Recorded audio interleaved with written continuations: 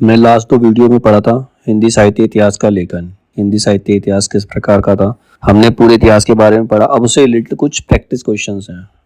इस वीडियो में उससे रिलेटेड कुछ प्रैक्टिस क्वेश्चंस करेंगे। अब फर्स्ट क्वेश्चन आता है, 84 वैष्णवों की वार्ता किसकी रचना है। सबसे पहले पेज पे सबसे पहला ही पढ़ा था, 84 वैष्णवों की वार्ता किसकी रचना है। अब इसके ऑप्शन दे रखे हैं, गोस्वामी तुलसीदास, नंददास, नाभादास, गोस्वामी गोकुलनाथ। तो इसका आंसर यही है, गोस्वामी गोकुलनाथ। 84 वैष्णवों की वार्ता जो है गोस्वामी गोकुलनाथ ने लिखा है।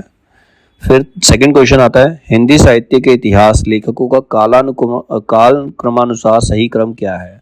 अभी हमने काल के हिसाब से सारे राइटर्स के नाम भी पढ़े थे लास्ट वीडियो के अंदर, तो हमें उसको सीक्वेंस में लगाना है कि सबसे पहले कौन सा राइटर आता है, फिर उसके बाद कौन कौन।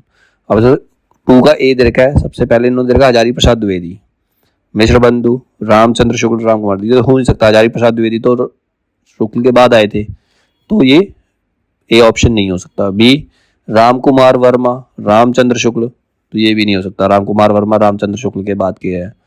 सी है रामचंद्र शुक्ल, मिश्र बंधु, ये भी गलत है क्योंकि मिश्र बंधु रामचंद्र शुक्ल से पहले थे। अब डी मिश्र बंधु, रामचंद्र शुक्ल, राम कुमार वर्मा, हजारी प्रसाद, तो यही सही सीक्वेंस है। सबसे पहले इन चारों में सबसे पहले जो थे वो मिश्र बंधु थे। अगर वीडियो को ध्यान से पढ़ेंगे, ध्यान से सुनेंगे, ध्यान से देखेंगे तो आपको पता चलेगा कि सबसे पहले मिश्र बंधु थे, उसके बाद रामचंद्र शुक्ल, फिर राम कुमार वर्मा, हजारी प्रसाद। तो सही सीक्वेंस यही है। तो क्वेश्चन नंबर 2 का आंसर है डी। थर्ड है, मिश्र बंधुओं में कौन नहीं है। ये भी हमने लास्ट वीडियो में पढ़ा था कि कौन कौन थे। सबसे पहले हम देखेंगे कौन कौन थे। 3 भाई थे, वो 3 भाई कौन कौन थे। सुखदेव बिहारी मिश्र थे, श्याम बिहारी मिश्र थे और गणेश बिहारी मिश्र थे। तो इसमें एक ऑड कौन है, कृष्ण बिहारी मिश्र। तो मिश्र बंधुओं में कौन नहीं है, कृष्ण बिहारी मिश्र मिश्र बंधुओं में नहीं है। तो इसका आंसर है बी। थर्ड का आंसर बी, कृष्ण बिहारी मिश्र। चौथा, गारसादा तासी ने हिंदुस्तानी साहित्य का इतिहास किस भाषा में लिखा। अब तो गारसादा तासी जो थे वो फ्रांस के थे, तो उन्होंने इतिहास भी फ्रांसीसी भाषा में ही लिखा होगा। तो इसका आंसर है फ्रांसीसी भाषा से। 4 ऑप्शन दे रखे हैं, फ्रांसीसी, जर्मनी, अंग्रेजी, हिंदी। तो इसका आंसर है फ्रांसीसी। क्वेश्चन नंबर 5, निम्नलिखित इतिहास ग्रंथों का काल क्रमानुसार सही क्रम क्या है। अब इसमें ए दे रखा है, हिंदी साहित्य का आलोचनात्मक इतिहास, हिंदी साहित्य की भूमिका, हिंदी साहित्य का इतिहास, मिश्र बंधु विनोद। अब मिश्र बंधु विनोद लास्ट में दे रखा है, तो मिश्र बंधु अगर पहले थे तो मिश्र बंधु विनोद सबसे पहले होना चाहिए। तो सबसे पहले मिश्र बंधु विनोद कौन से ऑप्शन के अंदर है, डी के अंदर है। तो उसका सही आंसर भी डी ही होगा। सबसे पहला जो ग्रंथ है वो मिश्र बंधु विनोद, फिर हिंदी साहित्य का इतिहास, हिंदी साहित्य का आलोचनात्मक इतिहास, फिर हिंदी साहित्य की भूमिका। अब है क्वेश्चन नंबर 6, निम्नलिखित रचनाओं को रचनाकारों के साथ सुमेलित किया। एक तरफ रचनाएं दे रखी है, एक तरफ रचनाकार दे रखे हैं, हमें बताना है कौन सी रचना किस रचनाकार की है। तो जरूरी नहीं तुम्हें चारों पता हो, तो पढ़ के देखो। हिंदी साहित्य की भूमिका, हिंदी साहित्य की भूमिका हजारी प्रसाद द्विवेदी ने लिखी है, ठीक है।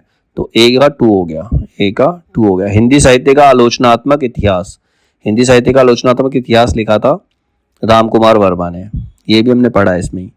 तो अब हम देखेंगे ऑप्शन के अंदर क्या दे रखा है, ए में 2, बी में 4। ए में 2, बी में 4 मतलब बी है इसका आंसर, ठीक है, क्योंकि ए में 2 और बी में 4 किसी और में है ही नहीं, ठीक। तो इसका आंसर क्या है, बी।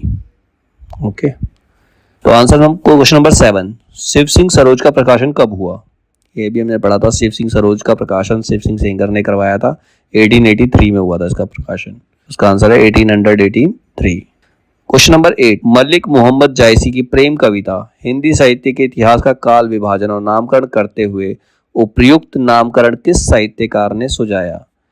तो अब हमने दोनों वीडियो में नहीं पढ़ा इसके बारे में, मलिक मोहम्मद जायसी की प्रेम कविता के बारे में नहीं पढ़ा, लेकिन हमने रामचंद्र शुक्ल के बारे में पढ़ा, आचार्य हजारी प्रसाद द्विवेदी के बारे में पढ़ा, गणपति चंद्रगुप्त के बारे में पढ़ा। इन तीनों ने ऐसा कुछ नहीं कहा, इन तीनों ने ऐसा कुछ नहीं कहा। तो इसका मतलब इसका आंसर क्या होगा, जॉर्ज अब्राहम गियर्सन।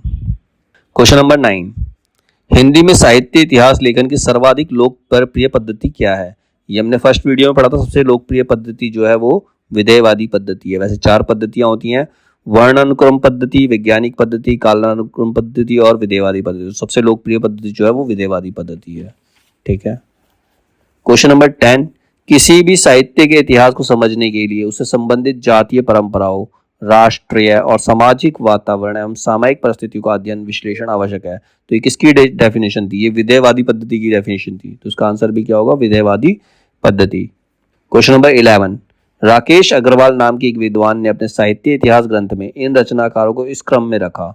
अब एक राइटर है, उसने इस क्रम में रखा। तो कबीर, केशव, बंग महिला, मन्नू भंडारी। तो साहित्य इतिहास लेखन की पद्धतियां निम्नलिखित हैं: वर्णानुक्रम पद्धति, कालानुक्रम पद्धति, वैज्ञानिक पद्धति, विधेयवादी पद्धति। तो राकेश अग्रवाल द्वारा दिए गए क्रम में प्रयुक्त पद्धति के संदर्भ में सही कूट चयन कीजिए।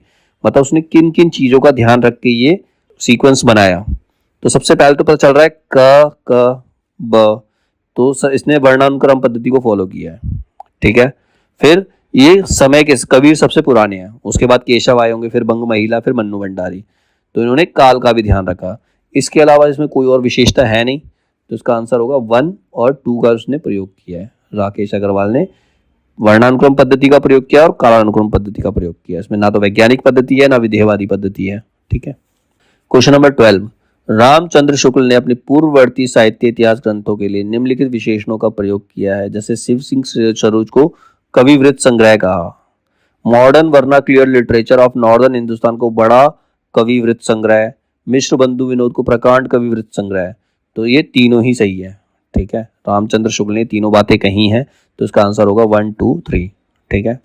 क्वेश्चन नंबर 13, रामचंद्र शुक्ल ने अपने हिंदी साहित्य का इतिहास में लिखा है, किसी काल विस्तार को लेकर यूं ही पूर्व में उत्तर नाम देकर 2 हिस्से कर डालना ऐतिहासिक विभाग नहीं कहला सकता है। ये उन्होंने कहा है। इतिहास की पुस्तक में किसी कवि की पूरी या अधूरी आलोचना भी नहीं हो सकती। ये भी रामचंद्र शुक्ल ने कहा है।